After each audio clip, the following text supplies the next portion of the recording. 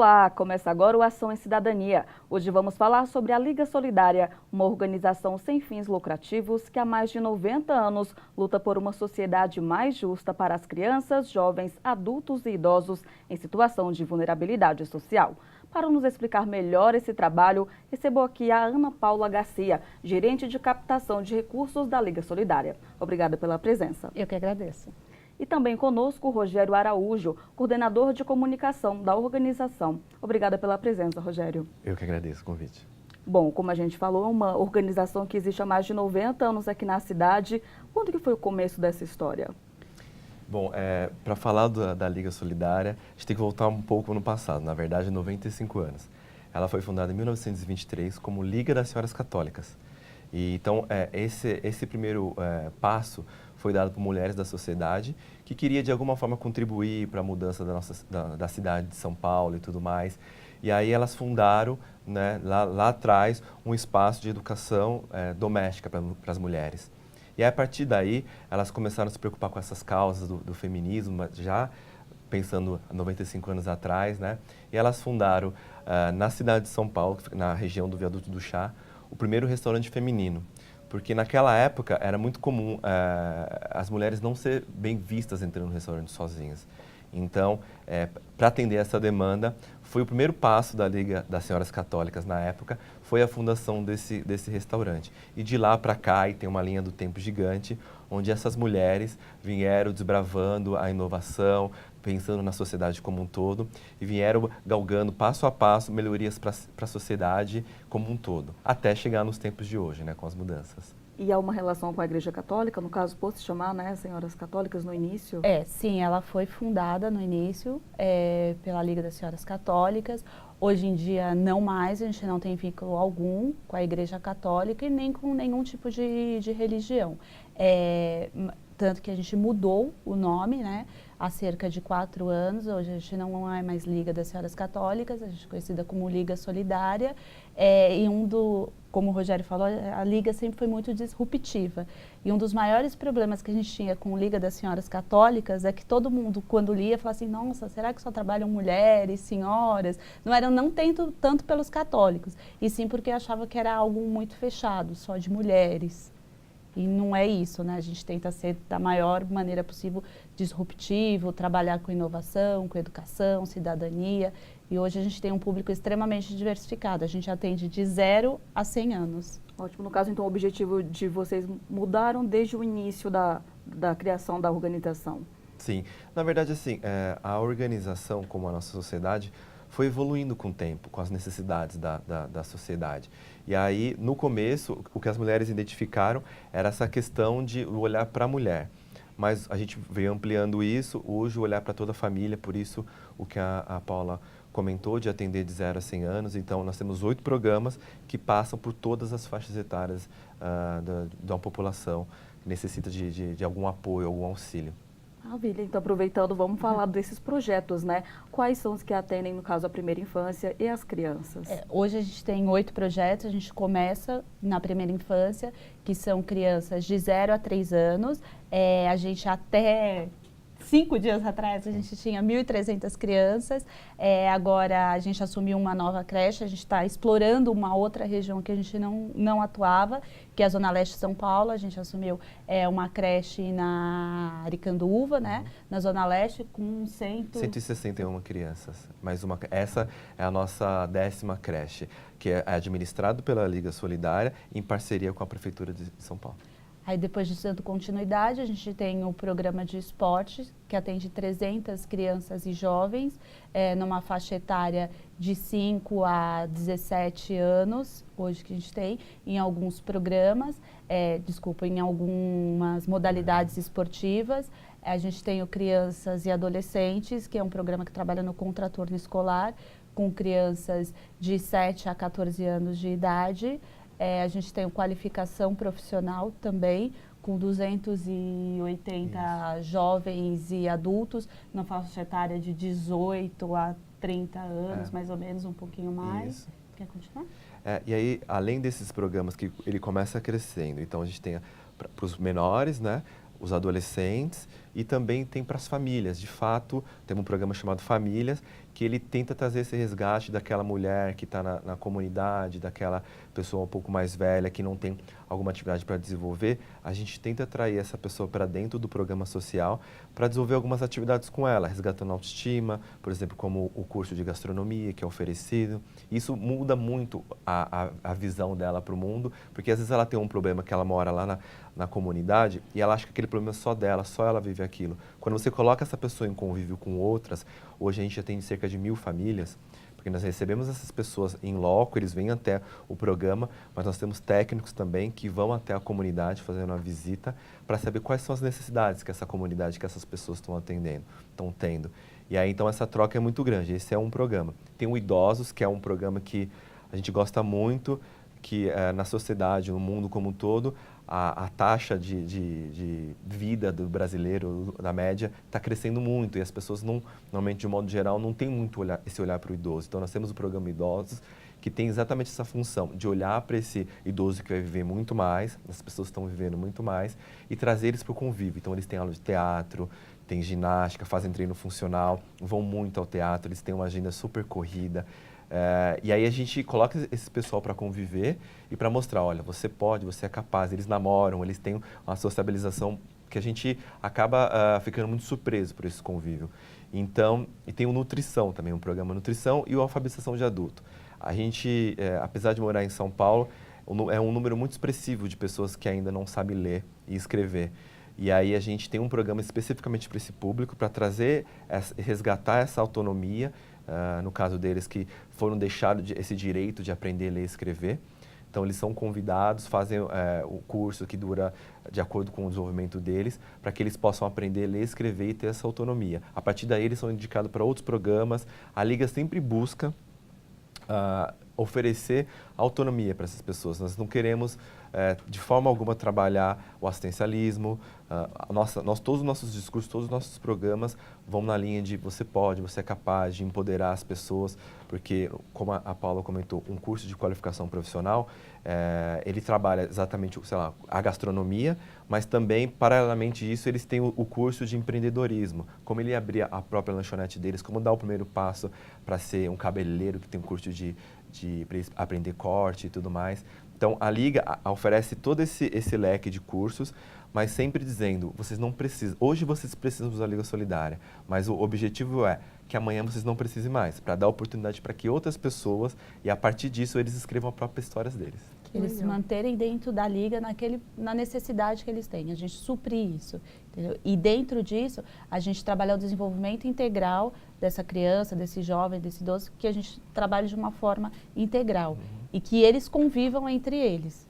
Tanto de 0 a 100 anos que a gente fala, para eles realmente a gente trabalhar um todo da família. Eles acabam convivendo não só na família como na Liga, porque a gente tem uma família que a criança está no SEI, o vô está no Idosos, o irmão mais velho está na qualificação profissional e com isso a gente consegue trabalhar uma totalidade. Maravilha. E como que vocês conseguem trabalhar esses valores, né, que são importantes para a organização com a primeira infância? O trabalho da primeira infância, como nós temos agora 10 unidades, é um trabalho muito bem estruturado. Temos mais de 150 profissionais lidando com essas pessoas e eles têm um núcleo que eles trabalham a musicalização. Então, tudo que é aplicado em uma unidade é replicado para as demais. Então, eles têm um valor muito forte em trabalhar o laço com a família. Existem lugares onde as pessoas pensam que a creche é um espaço para você deixar o seu filho e trabalhar. Lá eles têm essa inversão de valor. Esse espaço é da criança, mas é da família também. Então, tanto que eles têm o dia da família, que é um dia onde a família é convidada para fazer parte das atividades, porque você consegue criar um laço muito mais forte com a criança. Por exemplo, o programa Nutrição, que é um dos programas, trabalha essa questão da alimentação saudável e tudo mais. Eles brincam dizendo, não adianta a gente ensinar a criança a comer brócolis e a família no final de semana dar fast food. Então, assim, mas para mudar isso, o que é necessário? É importante trazer a família, a mãe, a avó, a pessoa responsável por essa criança, para mostrar esses valores, mostrar essa cultura. Porque quando a criança pedir brócolis em casa, e isso acontece, apesar de parecer um pouco estranho, a mãe sabe por que a criança está pedindo, porque já foi trabalhado, ele plantou, a gente tem as hortas, que são hortas gigantes, super lindas, onde a criança faz o plantio. Então, na hora que a criança vai comer, é muito mais rica, é muito mais saboroso, ela tem um desejo de conhecer, tem um desejo... Então, essa cultura é muito mais amarrada com as famílias, não é o trabalho escola versus família, é construído junto. Para ter uma continuidade. A criança simplesmente, ela não desenvolver isso nos momentos que elas estão, das horas que elas estão com a gente. Quando ela chegar em casa, ela também vai ter essa continuidade. E o familiar vai entender o porquê que ela está tendo, por que ela está pedindo essa solicitação. Há uma explicação por vocês estarem situados na região do distrito de Raposo Tavares e acabarem trabalhando mais com a população de lá? Na verdade, assim, a Liga começou lá. O nosso complexo social, que hoje a gente atende 10 mil pessoas, fisicamente o nosso espaço começou lá e é uma região onde a gente tem uma demanda muito grande. Mas inicialmente foi por uma questão física que a gente estava localizado e hoje a gente o nosso atendimento é concentrado nessa região. É um espaço, mais ou menos, para você ter uma noção, de 480 mil metros quadrados de área verde. E foi uma doação. E aí, por ser uma região ali muito populosa, com mais de 37 comunidades em volta... Alta vulnerabilidade. Alta vulnerabilidade, a demanda ali é muito presente, muito necessária.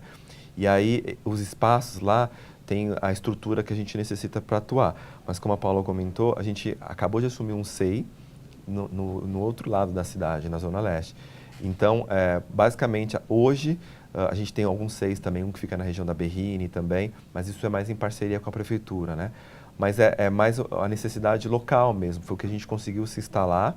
A ideia seria expandir, sim, mas o que a gente consegue atuar hoje é nessa região mesmo. A demanda por lá mesmo, por lá, só já é bem grande, né? Já é bem grande. Sim.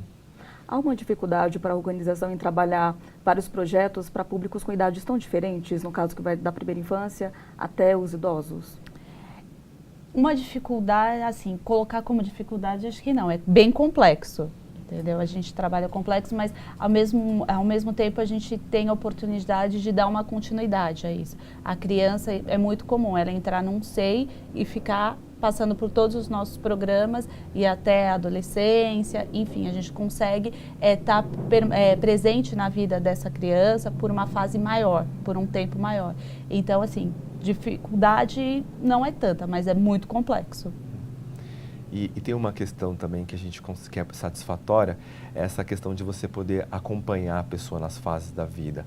Porque às vezes você tem um adolescente que faz alguma atividade no esporte e tem a avó no programa Idosos fazendo alguma atividade. Então, para você falar com esse público e amarrar um objetivo, se torna um pouco mais interessante para a gente do que você pegar uma faixa etária específica e depois se perder e não ter esse contato. A gente tem muitas histórias de pessoa que foi do qualificação profissional, deixou o currículo na Liga Solidária e hoje é funcionária e trabalha com muito mais amor, porque a gente consegue amarrar todas essas histórias, porque a pessoa vai se desenvolvendo junto com a organização e tem um retorno. Então, quem mora na comunidade ou conhece a Liga porque já foi atendido, ou tem algum parente que é atendido, então, e fala com muito orgulho, com muita propriedade. Para a gente, desafio sempre existe, mas a gente olha isso com muito bons olhos. É muito mais fácil você amarrar os propósitos nessa situação. Maravilha. A gente continua então falando mais sobre a Liga Solidária no próximo bloco. Nós vamos para um rápido intervalo e já voltamos com mais Ação e Cidadania.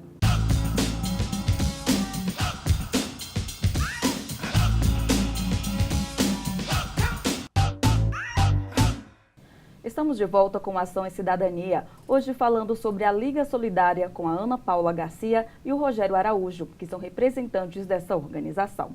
Bom, a gente já falou bastante sobre os projetos da Liga Solidária. Queria saber quais são os critérios para quem quer participar dos projetos. Há algum tipo de quesito que precisa ser preenchido?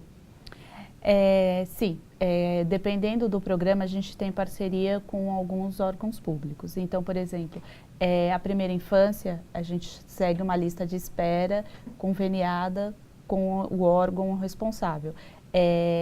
O qualificação profissional, a gente tem, na verdade, assim, a maioria deles a gente tem uma fila de espera. Então, qualificação profissional, a gente precisa fazer uma prova, depois existe uma entrevista para a pessoa engrenar no nosso programa. Então, dependendo do programa, sim, ele tem alguns quesitos. Tá. Qual a demanda que vocês têm para o programa de qualificação profissional? A demanda, ela cada vez cresce mais, assim. Esse último ano a gente teve cerca de 3 mil inscritos. Foi a primeira vez que a Liga fez um processo com uma lista de espera. A prova foi feita de forma online, toda uma lista de espera um pouco mais selecionada, que a Liga também vem se modernizando, né? E aí a qualificação profissional ela tem um processo que eu acho muito interessante. Além da prova para fazer uma avaliação inicial, depois o candidato ele faz uma entrevista.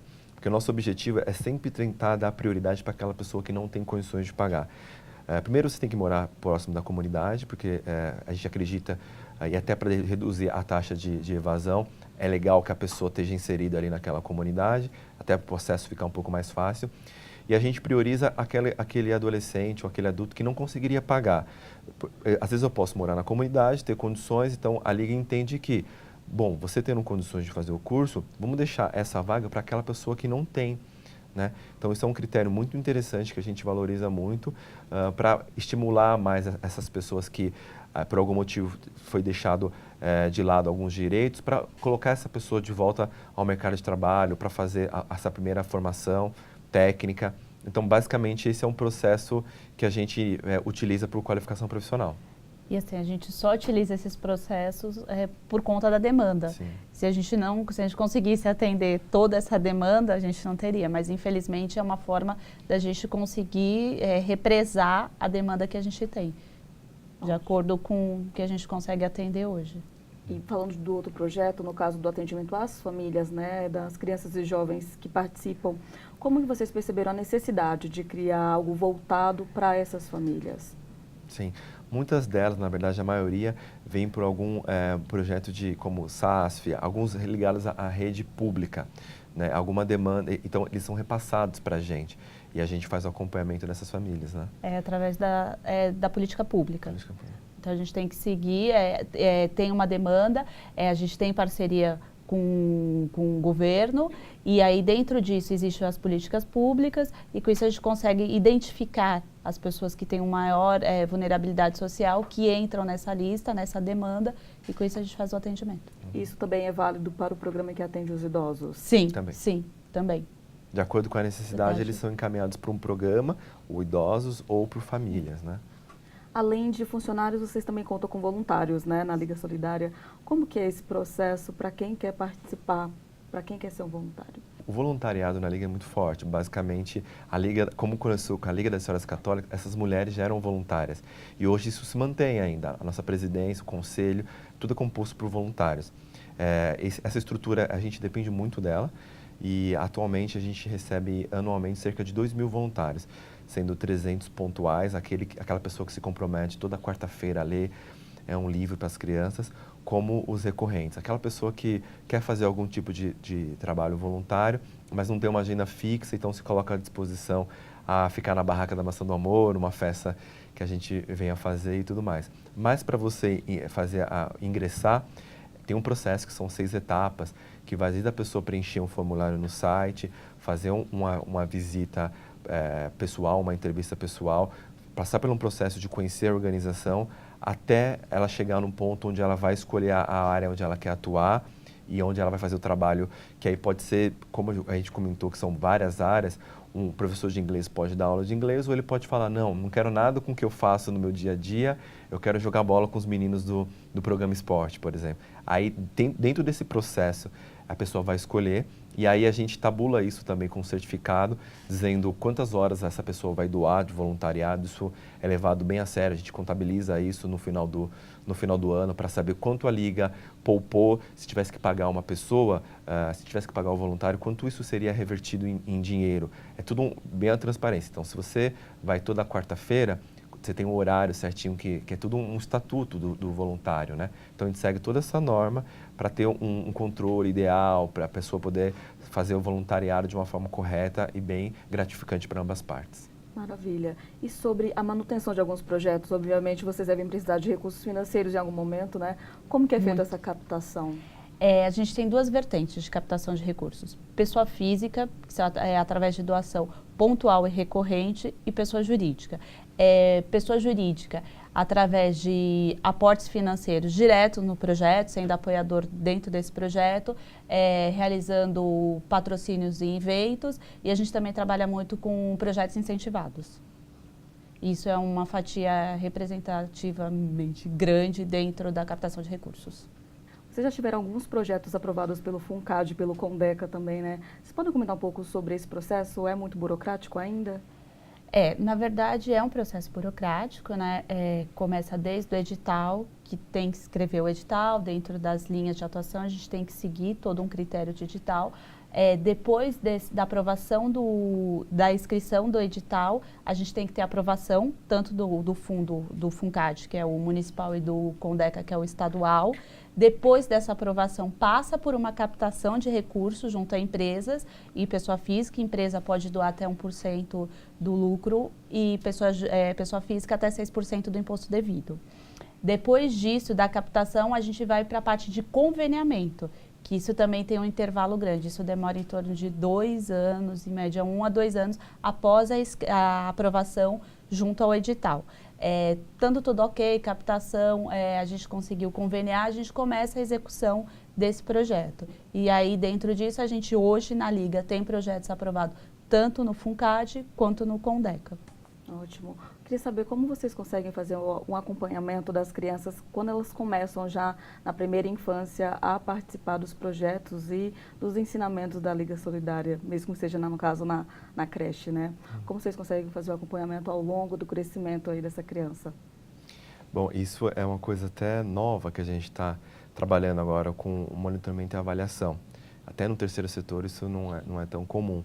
Basicamente, as organizações acompanham com base no desenvolvimento, no que você pode ver ali e no número de pessoas que você atende. Mas agora nós temos uma equipe chamada Gestão do Conhecimento, que tenta fazer o mapeamento, tanto acompanhando com a nutrição, para ver ganho de peso e tudo mais, eles conseguem fazer um mapeamento completo do desenvolvimento daquele indivíduo. Então, essa é uma forma mais numérica, além da questão emocional, comportamental, que a gente consegue acompanhar com os depoimentos e tudo mais. Mas essa questão dos números, dos ganhos, da empregabilidade, no caso do qualificação profissional, são números, são dados que a gente está trabalhando cada vez mais para medir os resultados efetivos das nossas ações sociais. Então, não basta, a gente acredita que não basta apenas colocar essa pessoa dentro do programa que ela está sendo atendida. Não, a gente gostaria de fazer isso mais de perto, então é feito entrevistas, acompanhamento, o que a gente pode melhorar, o que falta para aquela pessoa se desenvolver mais. Então, tudo isso está sendo tabulado e no relatório de atividades 2018, que a Liga publica todo ano, lá tem programa por programa e tem os gráficos, tudo apresentando o desenvolvimento daquelas pessoas nos programas que elas participam. É uma forma que a gente tem de mostrar a transparência e mostrar para a sociedade de volta o quanto efetivo está sendo investir na Liga ou acreditar na educação e cidadania que a gente promove. Vocês atendem 10 mil pessoas por ano, né? Qual que é a complexidade, o desafio de a cada ano conseguir realizar esse feito enorme, né? Os desafios são vários, como você pode imaginar. Existem organizações que atuam em uma causa só. A nossa causa a gente coloca como educação e cidadania. Porém, a educação e cidadania é muito amplo, se você for pensar, né? Que muita coisa envolve cidadania e educação. Mas o nosso desafio a cada ano é tentar atender melhor. A gente se cobra muito em relação à metodologia de como aquela pessoa está sendo atendida, como ela entrou, como ela está saindo, se ela continua no programa, se ela não continua. A nossa ideia, o nosso sonho é que as pessoas cada vez mais dependessem menos da Liga Solidária, que é o que eu comentei há pouco, da pessoa ter mais autonomia e de falar, não, estou saindo aqui, estou saindo do qualificação profissional, consegui um emprego, obrigado. Mas o nosso desafio é exatamente esse. Cada integrante, nós temos 1.200 colaboradores, para uma organização é muito grande. Então, assim, cada área tem um desafio, então temos reuniões semanais para compartilhar quais são os desafios das áreas. E as trocas, isso também a gente está buscando cada vez mais. As trocas da área da primeira infância com qualificação profissional, com programa de idosos, esses profissionais conversando é o que nos move e o desafio de o que você faz na sua unidade que funciona bem, que a gente pode aplicar na nossa. Então, o desafio, você pode imaginar, são diversos, são muitos, mas a cada ano a gente busca novos parceiros, novos apoiadores para tentar solucionar esses problemas e criar outros, porque a gente sabe que sempre vão aparecendo e vamos solucionando junto. O desafio, acho que seria, fazendo um resumo, a qualidade do atendimento. Não basta atender 10 mil pessoas, mas a gente atender 10 mil pessoas com qualidade. Sim. Vocês devem receber também um ótimo feedback das famílias que são atendidas, né? E também das crianças. Sim, acho que as famílias que são atendidas, elas acabam virando família. É a grande família Liga. Como o Rogério falou, dentro da comunidade que a gente está inserido, a Liga é bastante conhecida. Então, assim, sempre você conversar, você andar na comunidade, você vai acabar encontrando alguém que já passou pela Liga. Ou que o filho está na creche, ou que ela está, ou que ela já passou pela creche e hoje é funcionário. Então, isso para a gente é muito comum. Então, a gente está presente em várias etapas da vida dessa pessoa. E a gente, como profissional, né? Eu sou formado em jornalismo também, a gente consegue sentir esse feedback nas conversas que a gente tem com as pessoas da comunidade. E isso só fortalece mais o time, tanto no sentido de que, com o meu trabalho, eu consigo contribuir 2 vezes, porque eu ganho para fazer isso, e de certa forma também eu estou doando o que eu faço para melhorar ainda mais as questões da nossa sociedade e tudo mais. Então, a gente tem depoimento de pessoas quando entra num programa ou quando a pessoa vai sair do programa. Não quero que meu filho fez 3 anos, está na hora de ir para uma outra unidade escolar. Não quero, eu pago para ele ficar aqui. Né? Então, apesar de não ser a nossa proposta, isso valoriza muito o nosso trabalho, enriquece muito assim, o nosso dia a dia, é muito rico. Maravilha. E quem quiser conhecer o trabalho, né, da Liga Solidária, quais são os contatos? A gente pode entrar no nosso site, Sim. né? www.ligasolidaria.org.br ou ligar 3670-2911. Maravilha, gostaríamos de agradecer a sua participação, Paula, e a sua também, Rogério, e parabéns por esse trabalho. Muito obrigado. O Ação e Cidadania de hoje fica por aqui. Obrigada pela companhia e até o próximo programa. TV Câmara São Paulo, a política da cidade passa por aqui.